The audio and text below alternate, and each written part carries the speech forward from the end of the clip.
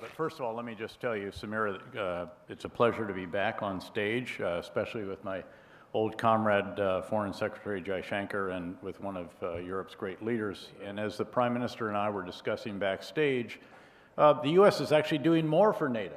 Certainly, it's also criticizing more vehemently, if you will, the lack of adequate defense spending on NATO. But as the Prime Minister noted, this is not the first president to do that. I was a NATO officer, if you will, as a 1-star, 3-star, 4-star, while also being U.S. roles in those positions.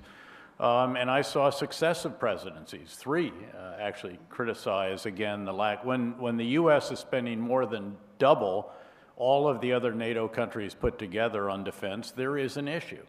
And it is one that this president has been more vocal on, certainly, and has employed, if you will, harsher rhetoric. But at the same time, when you look at what we are doing, not just continuing the previous administration's plans for troops in the Baltic states, aircraft in Eastern Europe, an armored brigade of the United States returned to the European continent for the first time in a number of years since the last of those tanks were withdrawn, new NATO command structures being approved, all of this, frankly, in a response.